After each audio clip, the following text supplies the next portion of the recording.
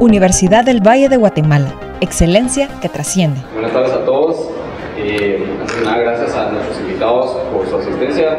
Es un honor tenerlos por acá y significa bastante para nosotros poder comenzar esta rama estudiantil con su presencia. También gracias a todos nuestros compañeros de aquí de la UVG y de la USAC que lograron venir, que tomaron tiempo para venir. Significa bastante para nosotros y estoy seguro que les va a gustar lo que tenemos preparado para ustedes. La rama de la IEEE UVG no es más que un grupo de estudiantes, como todos los estudiantes que estamos aquí, que está interesado por la tecnología, por la innovación, por la ciencia, por la investigación. E interesado en que en Guatemala todo eso lo vamos a tener que sea real. Pero para eso, nosotros como estudiantes, nosotros como tematecos, nosotros como personas que estamos estudiando carreras técnicas y ingeniería, debemos ponernos de acuerdo. Entonces la rama es para eso, para juntarnos todos y entre nuestras fuerzas poder avanzar hacia eso, hacia avanzar la tecnología en Guatemala y así poder dar aportes que salgan de Guatemala hacia el mundo entero.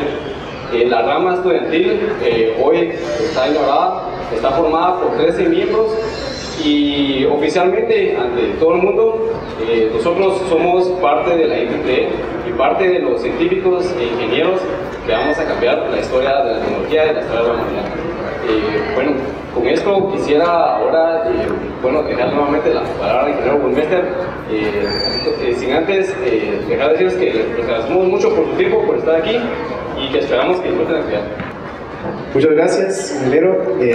Quisiera antes que todo agradecer mucho a los integrantes de la rama estudiantil de la Universidad del Valle por esta oportunidad que me dan de venir a compartirles un poco sobre lo que he aprendido y lo que hemos estado trabajando, lo que es IEEE, lo que ha significado un poco también en mi experiencia personal y cómo IEEE puede ser de utilidad para todos nosotros, no solamente las personas que sean miembros, sino para en general a toda la humanidad, porque las personas que son miembros están trabajando en desarrollar tecnología, están desarrollando, como mencionaban anteriormente, están trabajando en promover este desarrollo por medio de las actividades técnicas. Pero bueno, ya me estoy comiendo la presentación aquí, entonces empecemos por qué es en sí el IEEE. Vemos el logo, vemos 4 letras, vemos un rombo y 2 flechas en medio. Pero ¿qué significa todo esto? Bueno, el rombo simboliza el cometa que fue utilizado por Benjamin Franklin en su famoso experimento, donde demostró que un relámpago estaba compuesto por electricidad. Y estas 2 flechas que tenemos aquí representan la ya muy conocida regla de la mano derecha. Sí, supongo que ya todos deben estar familiarizados con ella, ¿verdad? Y bueno, ahora, ¿qué significan estas 4 letras? IEEE. IEEE significa Institute of Electrical and Electronics Engieneers, ¿sí? Significa Instituto de Ingenieros Eléctricos y Electrónicos. Sin embargo, va más allá. Originalmente lo formaban solamente ingenieros eléctricos, ingenieros de radio, ingenieros electrónicos, pero realmente con el crecimiento que he tenido va más allá de todo esto, ¿sí? IEEE se formó a partir de 2 grandes asociaciones, el Instituto Americano de Ingenieros Eléctricos y el Instituto de Ingenieros de Radio. Esas dos instituciones tenían a personajes entre sus fundadores del calibre de Alexander Graham Bell y de Tomás Alva Edison, ¿verdad? Entonces, estas 2 asociaciones, que eran muy grandes y que tenían bastantes intereses en común, decidieron reunirse, unir las 2 organizaciones y a su vez también unir a varias de otras organizaciones más pequeñas que tenían distintos intereses técnicos en una sola organización fuerte y global. Y es así como nace entonces el IEEE. Y bueno, ahora que sabemos qué es el IEEE, ¿qué es lo que nos puede ofrecer a nosotros el IEEE? En lo personal, el IEEE me ha dado muchas oportunidades de crecimiento, no solo en las áreas, soy estudiante de ingeniería electrónica, pues no solamente en el área de ingeniería electrónica, sino que ser voluntario del IEEE me ha ayudado a aprender habilidades que probablemente cuando ya estuviera en mi vida profesional me serviría mucho, pero no las tendría si no me hubiera involucrado. Me enseñó un poquito a quitarme el miedo a hablar en público, por ejemplo. Este es un ejemplo, no sé qué tal lo hago, pero me ayudó un poco a eso. Nos ayudó bastante a todos los que hemos estado trabajando ahí a aprender cómo se manejaban algunas cosas del mundo, cómo teníamos que ir a conseguir alguna conferencia, algún taller, con quiénes podíamos hablar, cómo teníamos que empezar a hacer eso. Nos dio bastantes oportunidades de crecimiento, no solamente a nivel técnico, no solamente a nivel profesional, sino como personas también, dándonos herramientas que nos van a servir mucho cuando nos graduemos. También está la parte técnica, que también es una de las principales. El IEEE lo que busca es promover el desarrollo de la tecnología, el avance de la tecnología en beneficio de la humanidad. Y esto lo hace por medio precisamente de las actividades técnicas. ¿Y a qué me refiero con actividades técnicas? Conferencias sobre nuevas tecnologías que se estén aplicando en alguna empresa, por ejemplo. Hay empresas que tienen expositores y que quisieran que todos los que van a trabajar en los ámbitos en que a ellos les interesan, ya estuvieran un poco más enterados antes de salir al campo de qué se trata, ¿sí? Que es no solo ir con el conocimiento teórico, sino que llevar también un poco ya de noción de la práctica. Pues esto es precisamente lo que tratan de cubrir las actividades técnicas. Y no solamente conferencias, también talleres, un enfoque un poco más práctico, e incluso visitas técnicas a lugares, a empresas, a parques industriales, en donde los estudiantes de ingeniería y de demás áreas técnicas pueden darse una idea de cómo va a ser su vida una vez salgan de las aulas. Otra parte primordial también es el acceso a la información.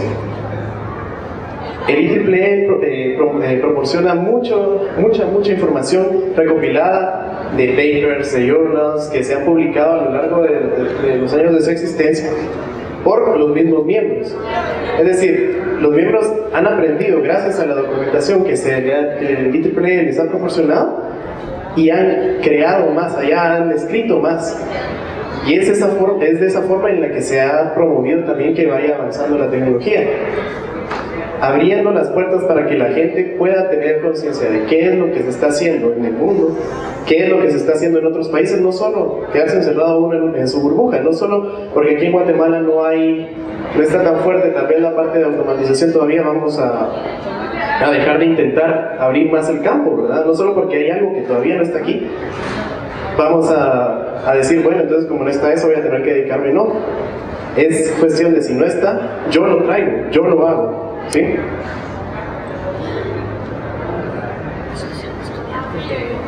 Tenemos entonces también la parte del voluntariado. Todas las personas, entre ellos me incluyo, que están tratando de organizar estas actividades, las personas que organizaron esta actividad, son personas que están muy dedicadas y muy comprometidas a todo a lo que acabo de platicar, al avance de la tecnología en favor de la humanidad.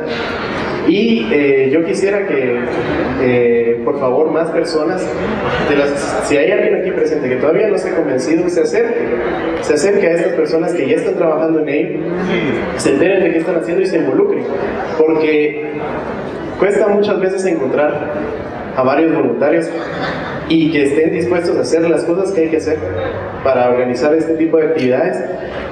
Y es que a la larga no ven que en realidad también es un beneficio para las personas que lo están organizando, porque las personas que lo están organizando están aprendiendo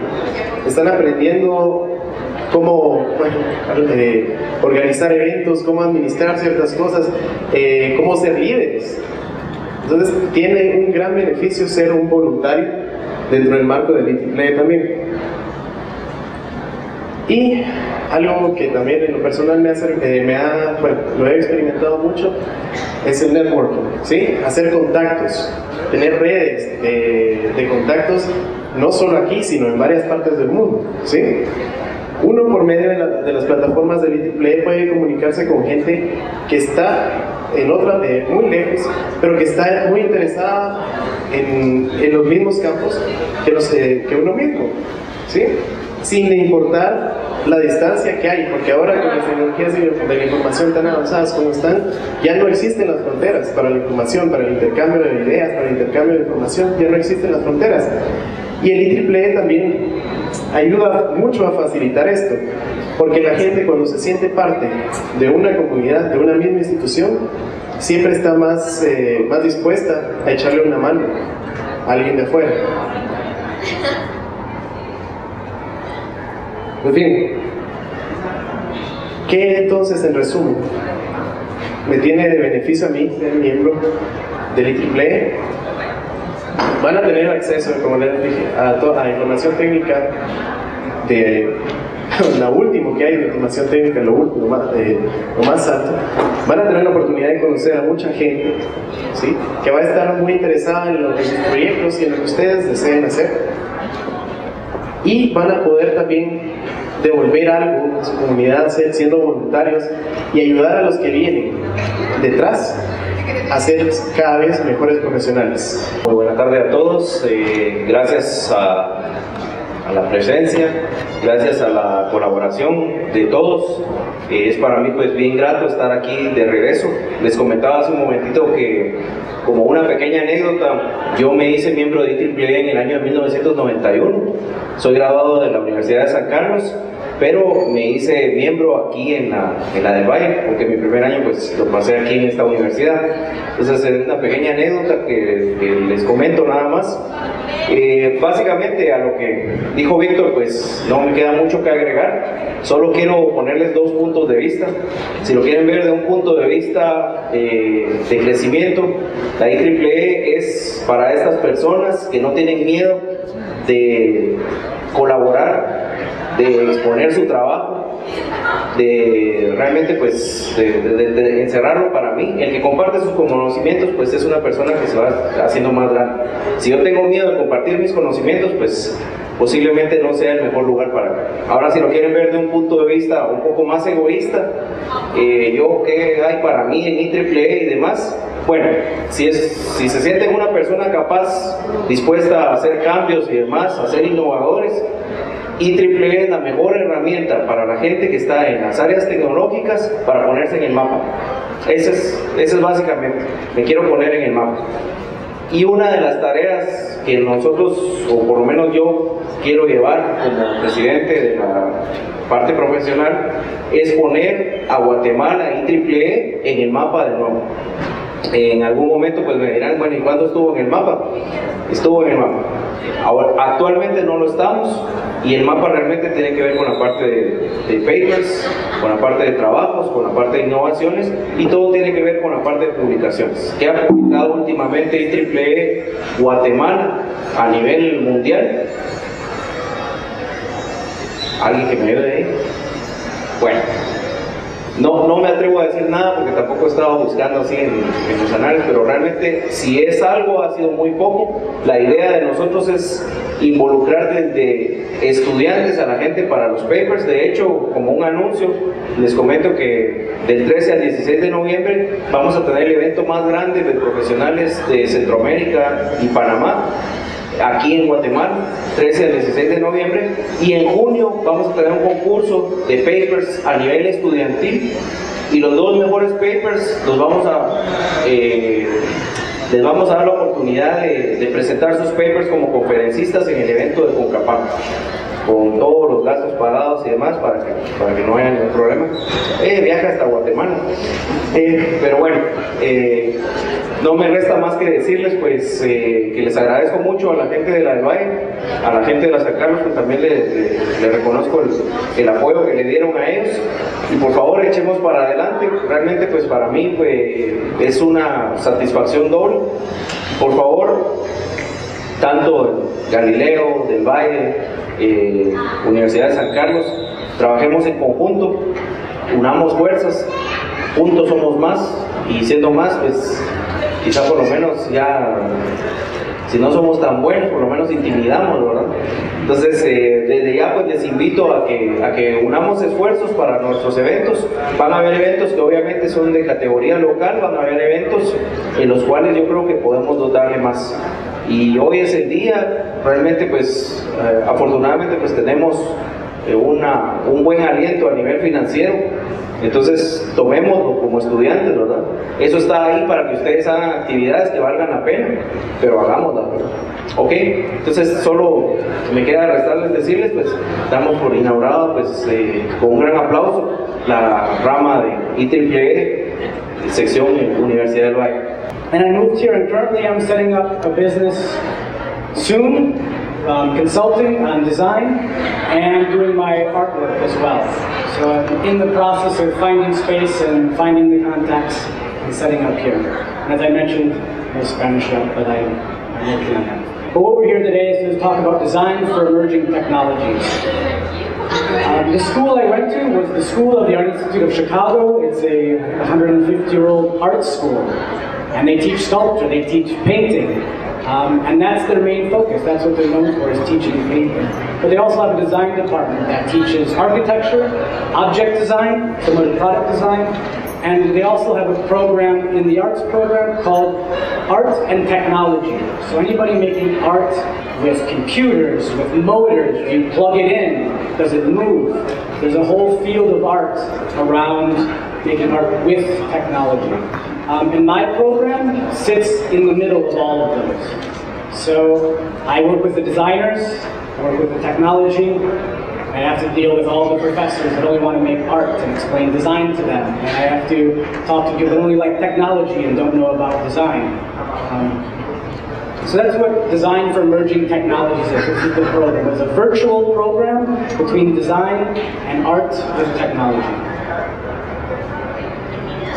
But mostly what I do is design. That's how I introduce myself. What do you do? I'm a designer.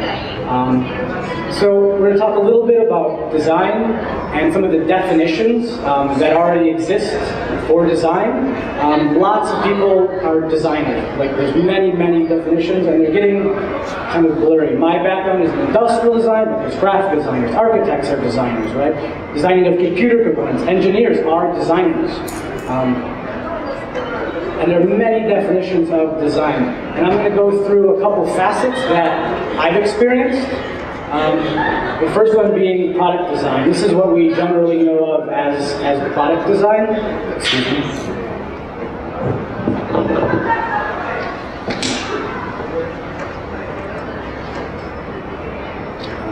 This is traditional American product design, and it's situated between marketing and engineering. It's about giving form to products. And this is what most people associate with design. It's what I have my first degree and my bachelor's in.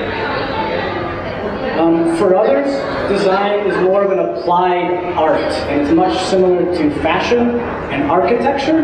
And they actually are not giving forms to products. It's their own ego. They're doing these things. This is more popular in Europe. It's how most firms in Europe work. There's one guy with a big name, and he's selling his vision of what things should be. They're not going out and asking people. They're not wondering, what would this guy like? What would that like? They're putting out their personal vision. That would be object design. There's also conceptual design. A lot of people have started thinking that design needs to play on the same field as art. And it's not here to solve problems. It's here to ask questions. And that's its sole purpose, is to ask questions. To see, what could this be? Right? And it's there for aesthetic reasons, and sometimes only aesthetic reasons. Right? These are not products you find in the marketplace. They're not products that you can go buy at Samaco. They exist in galleries, and there are people doing gallery-only design, and it's at the same level as art. You can go to design fairs in Europe, and everything is shown like it's a piece of artwork. Right? But they're things that you could possibly use. And they're more for thinking about. Its function is really to be thought about. So as I mentioned, I kind of live in this art design triad of things.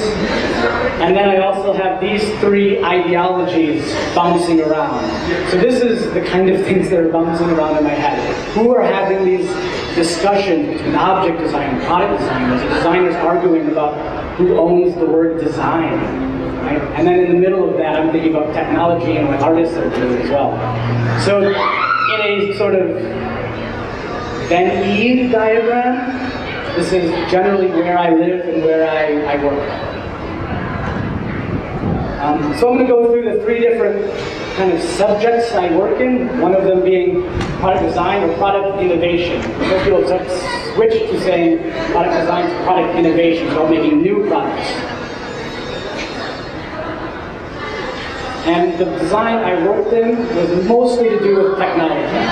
How do we design new products for computers, for ubiquitous computing? I'm going to show you a project that we did sponsored by IBM that asked us to design what is the next smart city.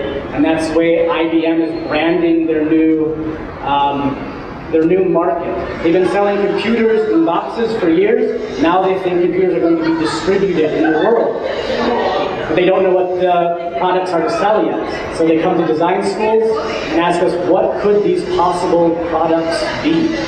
And the other thing I'm going to show you is for, I have to say this delicately, it's for a very large electronics company, and it's not Sony, and is not HP, but I shouldn't say the name, because I see that I'm on the internet. So anyway, it also might begin with an S. So for as far as product innovation, at my school, the School of the Art Institute, that's SAIC, my professor worked with IDEO. They're probably one of the biggest firms dealing in product innovation. They have lots of methods that they've developed to find and build new products for everyone. And we did this work in two classes, one for a large electronics company and the other one for IBM. IBM just gave us the money and said, do it, and it's like publicity to them, they want us to talk about it, and Samsung does not, absolutely, because they want to go to market with it.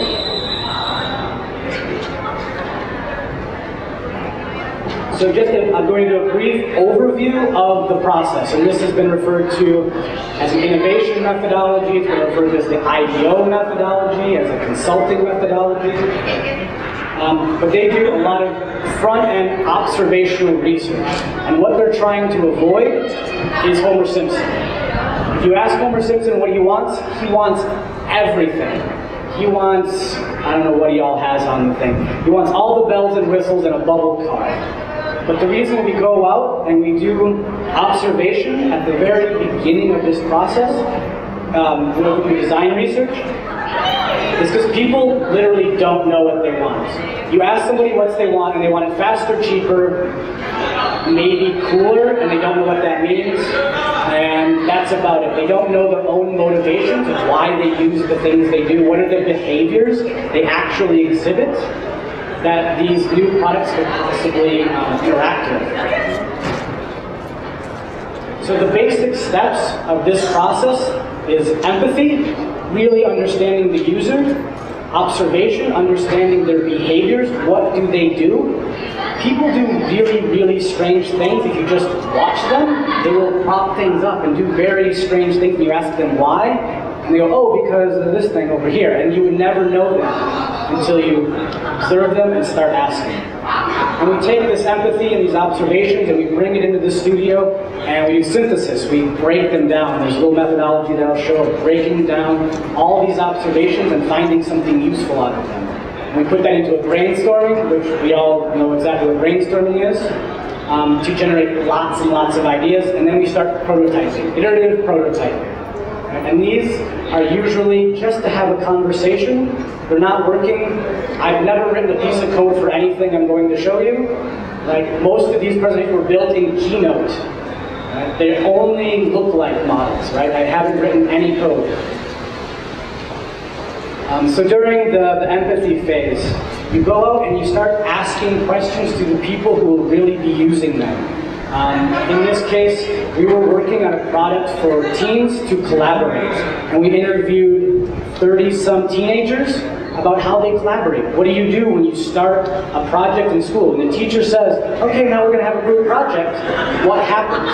Because these projects tend to not go well, and the company in question, I question myself, wants to sell tablets and computers to schools to help them collaborate.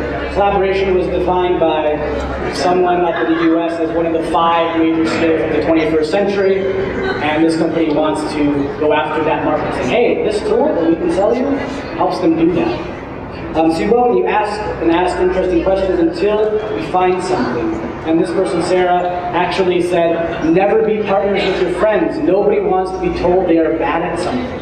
And we took that little observation and synthesized it, and it ended up being in the final product that we built into the user interface a way that you can anonymously vote for good ideas and bad ideas. You don't have to give the feedback face to face. I don't have to walk up to you and look you in the eye and say, that's a bad idea, because that starts fights and that makes collaboration not work. So we built in this way to build it into the structure of the software.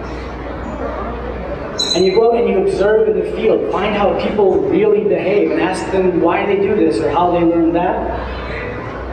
And this man, they were out doing something called parkour. It's the thing where you run around and jump on pieces of architecture. They like to do this as a game. But this is something they did collaboratively, so we went and observed them do that. And Christian said, we asked Christian actually, how did you learn to do backflips? And he said, I have people spot me. And this is another really good behavior that we try to build in to the final product. Right? How can we have mentors come in at the right time to offer assistance when maybe the collaboration is starting to go, the wrong direction?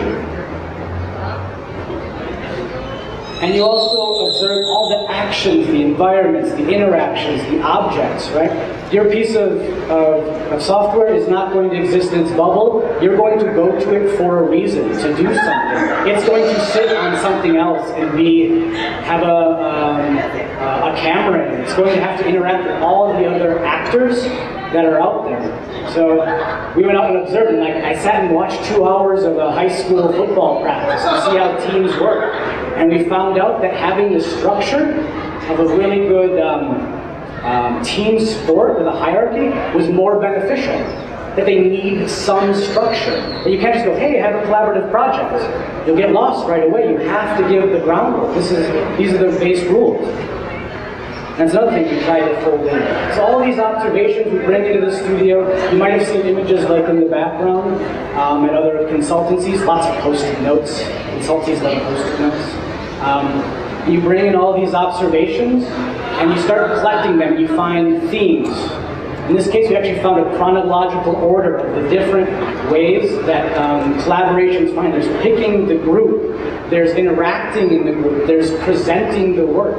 And we found all these different themes. In this case, it was a chronological order. And then we start finding insights. What are the surprises?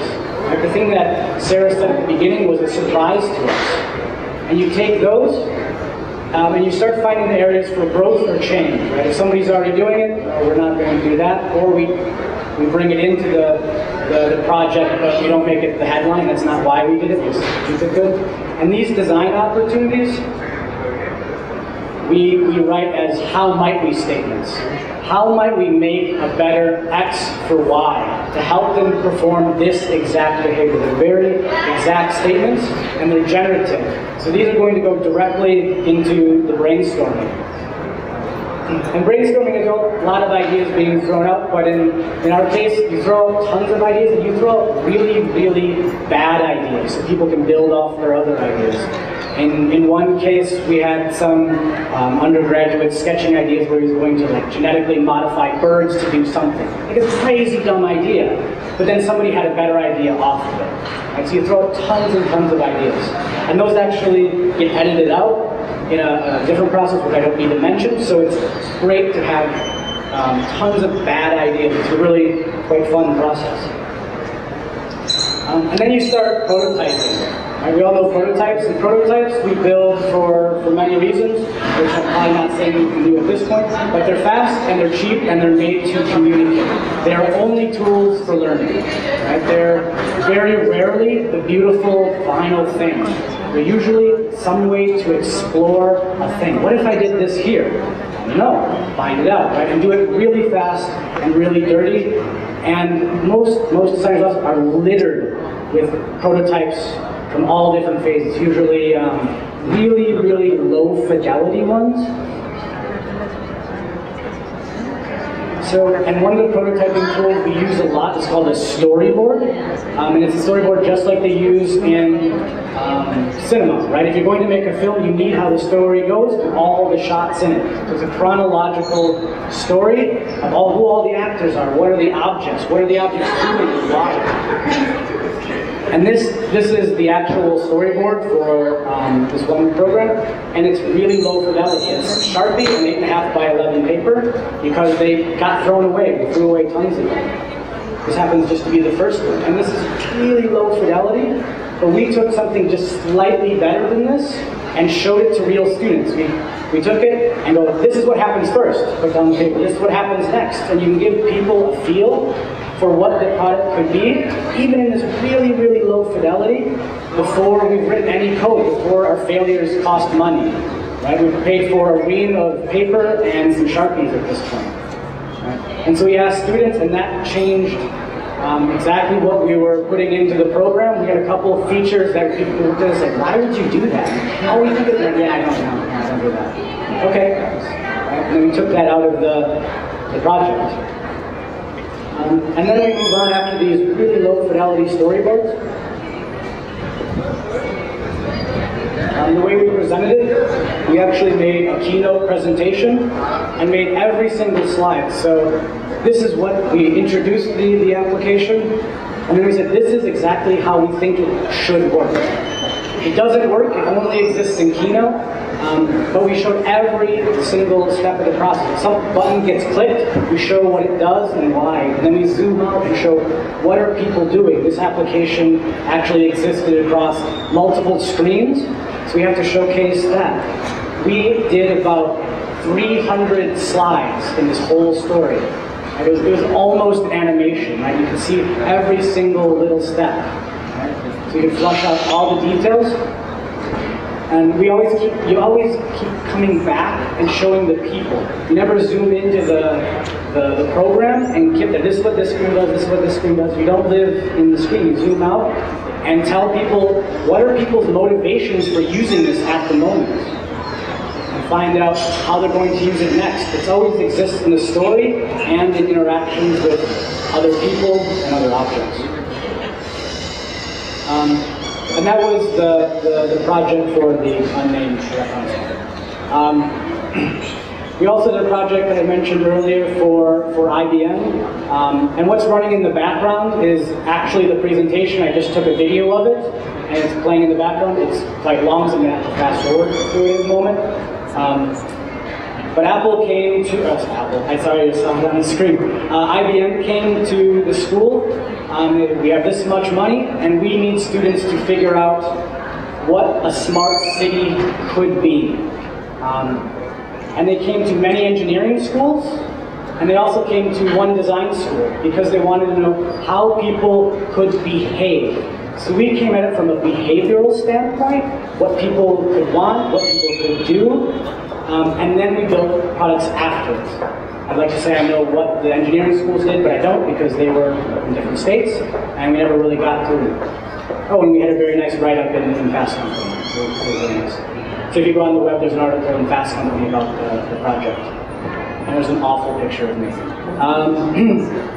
So I'm going to fast forward to a couple key points of the Smart Cities presentation, and it was generally a kind of possible future vision that was grounded in real people's behaviors.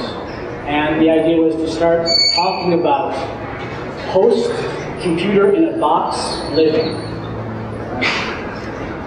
And we did this all in Chicago. What you're seeing in the background is we're talking about an intersection in Chicago that actually has lots of traffic accidents. You might know Chicago's built on a grid, but there are several streets that go through at a diagonal, and they are hotspots for accidents.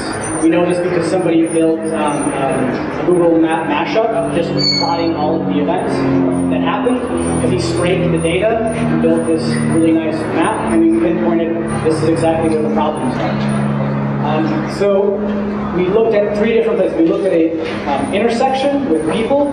We also looked at a neighborhood kind of level, and we also looked at a city level. So I'm going to have to do a little moving around. Here in a minute of time. Let's start there. we use the exact same, that has sound. We use the exact same process. We go out and we look for behaviors and objects and what is happening really out in the world. We found impatient pedestrians. We found really confusing signs. We found people would say things like, how do you not, I asked the biker, how do you not get into an accident? He goes, oh, you just have to know. You just have to know what? Just not how to get hits, know how to ride a bike. Like, no, this light, he had this light timed out. Get it memorized. And these are some of the behaviors that we try to bring in. Like, how can we let everybody else know that this is the way this particular traffic light behaves? Because nobody knows. You just drive up to it and a lot of accidents happen.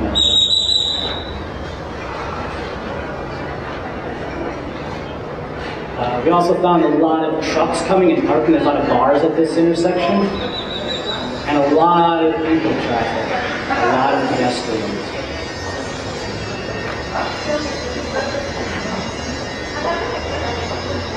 So one of the proposals we made was to actually shut down the street. And we were going to build some sort of signage that could operate at non-peak hours and close it down. It would operate like a walking street, like 6th Avenida, or is it 7th? 6th Avenida is shut down, it's now a walking street. Like, we proposed this, but we needed a gate to open up sometimes, because traffic still had to get through at some point. So what are the control mechanisms we can put in to have it operate by itself? So we actually proposed a loading bay that would know, one, if someone was in it, and there was a way to pull off, and a way that the city could monitor these spaces and sell them to all the delivery people. Right? You need to deliver your beer to this bar. Well, I'm going to guarantee you a space, if you give me a little bit of money for it, that it's going to be open the moment your truck gets there. It saves you money on your end because you're not paying for a guy to drive around the block waiting for a parking spot, and it gets him off the street. And then when the...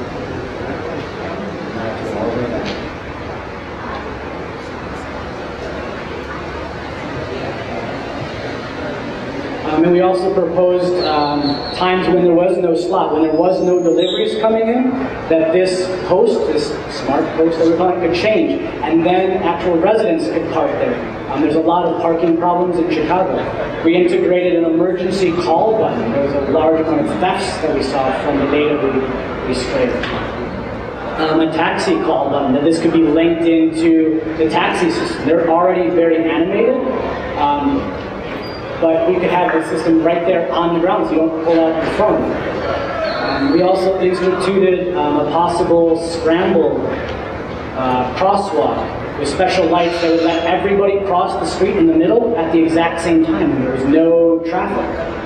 And how do we control that with the lights? This is a long presentation, so I'm going to skip through a little bit. We proposed possible new traffic lights. That would be full screen, that you could display more information on. Another idea, and these all came from the brainstorming. We had literally thousands of ideas that bubbled up, and we just handpicked the top. So they don't all come exactly together. They're not all one big application or service.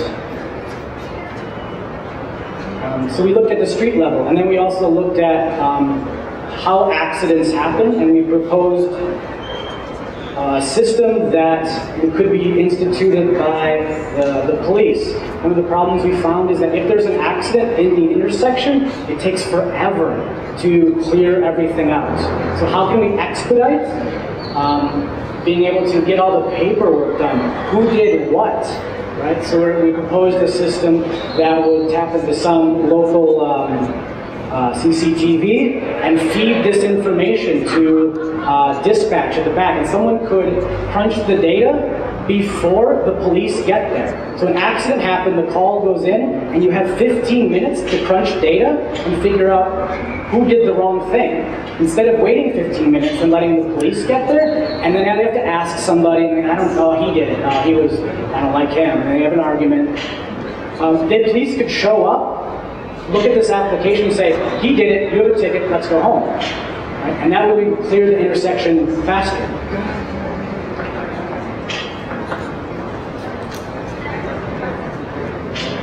There was also a part here where we were talking to people. There was possible video tracking and monitoring of license plates. And the interesting thing that happened during this part of the presentation, there was a lot of holdback, people being really scared of Big Brother at this point. And a lot of what this part of the design did was mitigating people's fear of embedded technology everywhere. An overarching theme that we kept seeing in ubiquitous computing, that people were very scared of it. And that was another reason IBM came to us, is to humanize it and show you why it's a good idea. Not, hey, we introduced this really creepy internet program that's watching your car while you drive around. No, it's helping you, right? Give them the good reason of why we did this thing.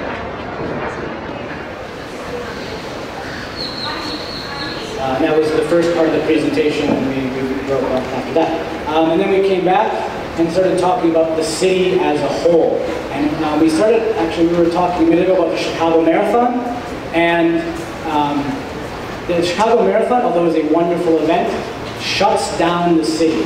The city can't manage the Chicago Marathon. It's a huge thing, and there are thousands of people running through the streets and tens of thousands of people following them. And it shuts down the city for that day. My school is actually right in the middle of it, and I remember running through runners to get to school. And it's awful, right? So we took this huge event that's rolling through Chicago and tried to figure out a way that we could make it better. And the reason we went after the Chicago Marathon is because it gave us something to tangibly observe. There was a marathon during the time we were doing the research. We could actually observe what happened during the marathon and how things got messed up and the possible ways that we could help out.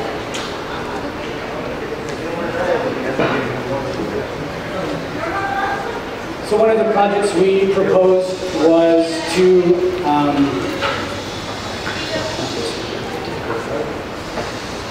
let's start there. We thought it would be a good idea to have a website for all the citizens to connect with the runners. Right? We wanted to humanize the runners and tell their story, so that when you see people blocking traffic, you could actually maybe pull out your iPhone and see, oh, where they're from, pull up some stats.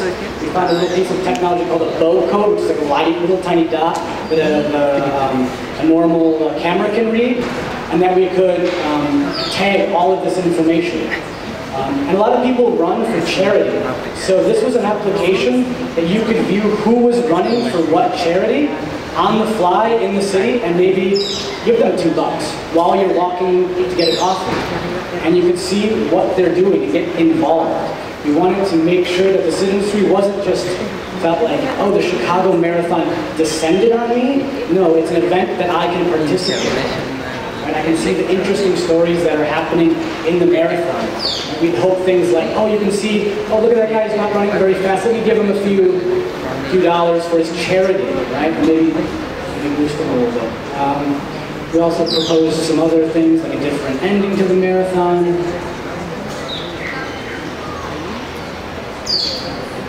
And we also proposed a project that came out of working on the marathon, but is not particularly for the marathon. And it was an application for geotagging data. We were noticing that there's tons and tons of information generated, lots of it's geotagged. But we needed an application to get it out to people. So we were looking at paper maps, and then we had digital maps, which we can update very well.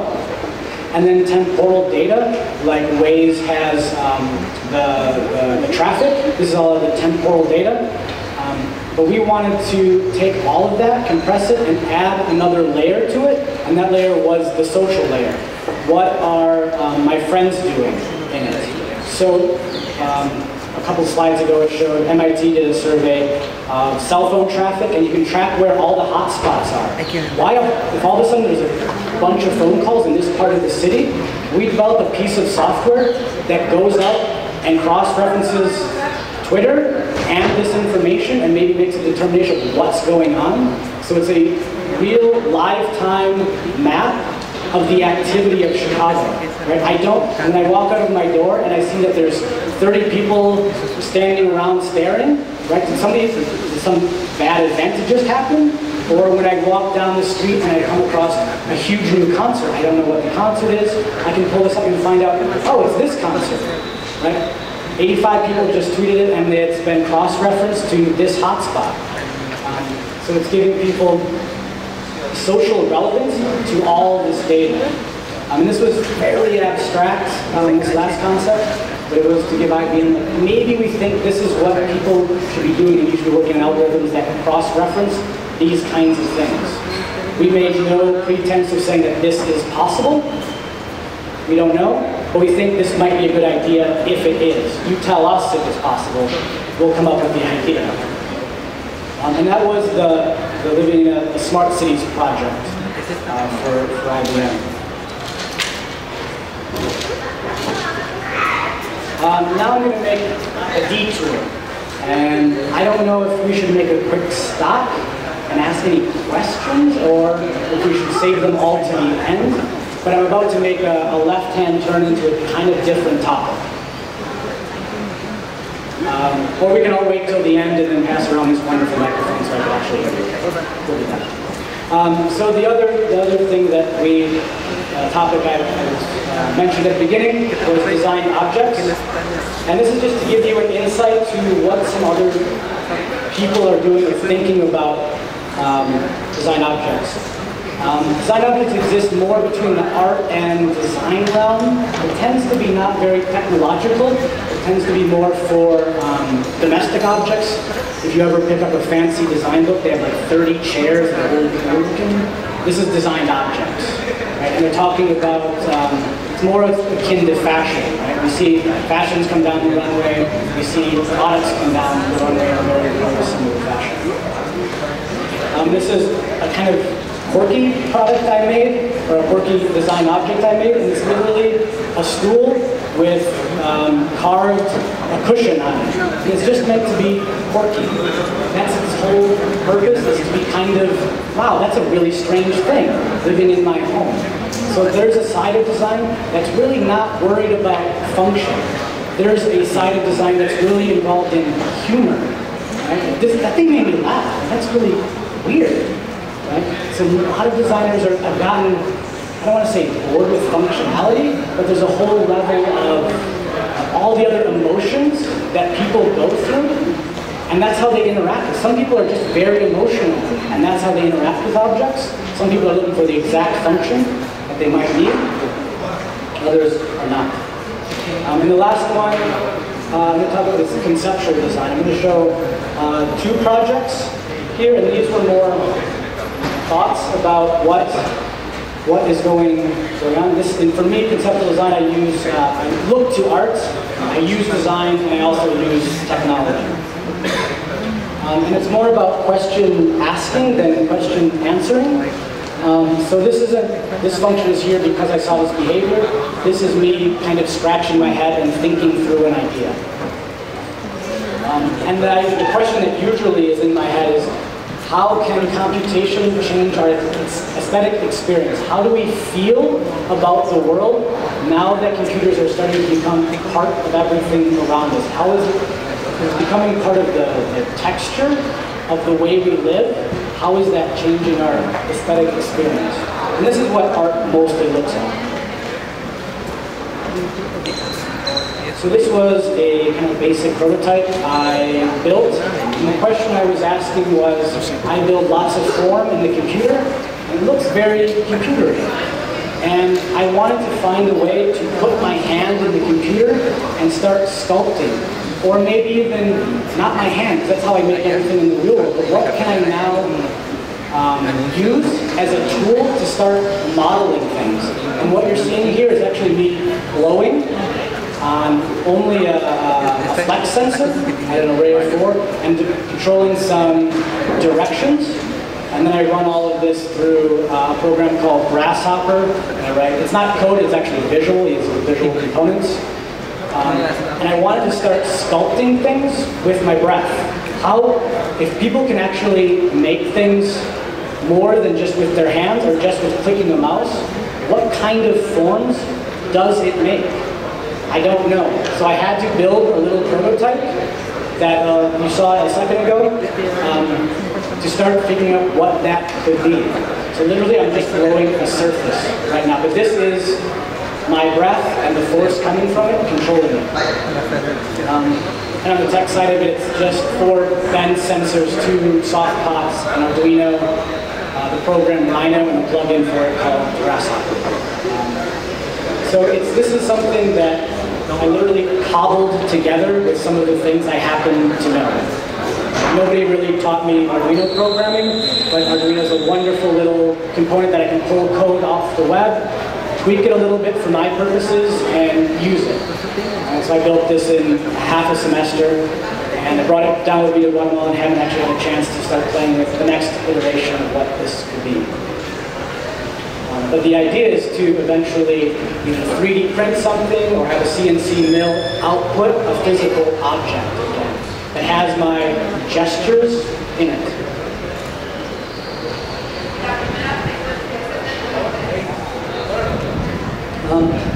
And this is the last one, conceptual project. I did a project where I made a music box, which we've all seen, a cute little music box that plays songs. But what I did is I took it and I embedded a proximity sensor in the bottom. So when you flip it over and you point it at something, if something's really close, it plays the song at 1 speed, and if you move it a little bit farther away, it stretches out the song, and you can keep moving this object away until you stretch out the song to this like ambient, soft music.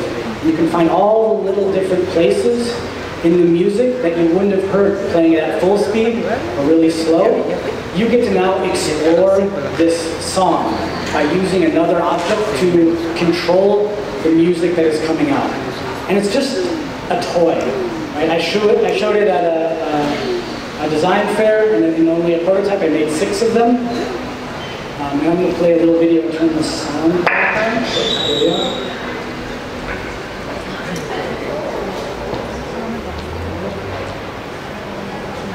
And the idea was to think about, now that we have computation embedded in things, what's the playful side of it? It might not be a functional side of computation like the IBM project was. There's a playful side to it. So the little black box is the thing. And then it takes a reading and redistributes how the sound is played. It slows it down. So you can find how the songs feel just by playing with this music box. Right? You can't usually slow down a regular music box. You have to play it at whatever speed it is. And it's kind of like a record player in that way. You can actually slow down the turntable, record player. So that was this particular project, and the last little video, like I literally did make it, and it's a little Arduino Mini, a MP3 board, an amplifier, speaker. This is a crappy little iPhone photo, so the sound isn't too great. And there's a tilt switch in it to turn it on and off. And I was making milk that day. Like, literally, this thing started working, and I took my video of it. Oh, and I changed the song to Flight of the Bumblebee. Because Flight of the Bumblebee sounds amazing and really, really slow.